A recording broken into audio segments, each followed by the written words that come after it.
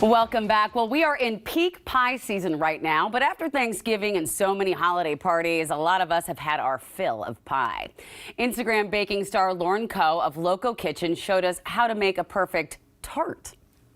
You were recently a guest judge on Hulu's Baker's Dozen. What was that like? It was so fun. It was my very first kind of real TV experience. I think I've done some recording here and there, but mostly crews come out to my house. I get to bake in my kitchen. I get to showcase my work. But in this case, the challenge was inspired by my work, and I got to be the judge and taste other contestants' tarts. It was really cool meeting everybody and kind of being on such a big production and a set like that. I bet it was pretty amazing. People make pies a lot this time of year. I'm not trying it. Crust scares me, frankly. But tarts are fun to make, right?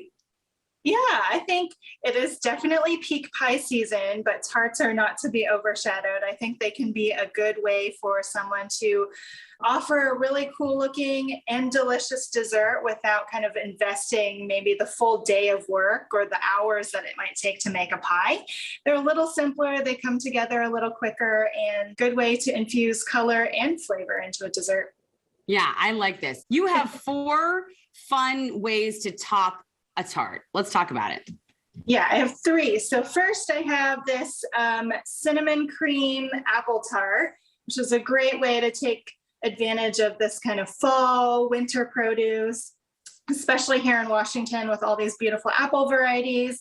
The crust is 2 ingredients, speckless cookies and melted butter. Who doesn't love butter? A really simple kind of a whipped cream with cinnamon dusted in, and then these apples that I just use a knife to kind of chop up into different pieces, and then I stick them in. So it looks really complicated, but it's kind of just like a puzzle.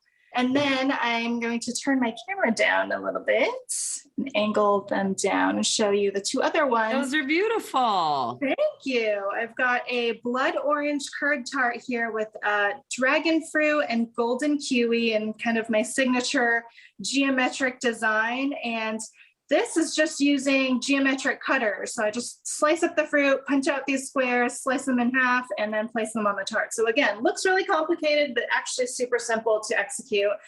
And perhaps the easiest tart of all time, it's a little bit icy because this is a frozen ice cream tart. So we've got a really simple Oreo funfetti crust. Again, 3 ingredients. The filling is just mint chip ice cream. So you don't even have to cook. You don't have to mix anything. You just plop that ice cream in, smooth the top. And then the top is just Andes mints that have been cut in half and arranged on top.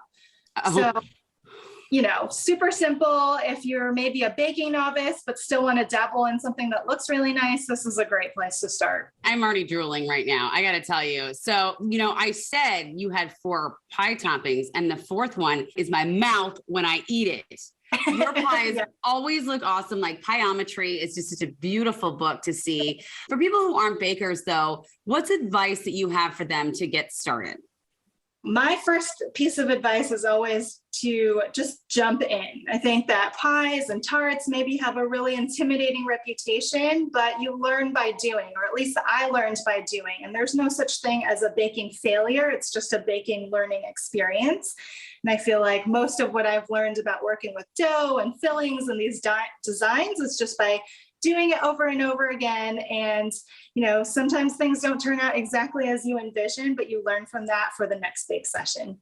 All right. So can you give me a pep talk about crust? Because it terrifies me. There's like pie weights and all these things. Our executive producer actually, I think, still makes the crust that he learned from you. But I do need a crust pep talk.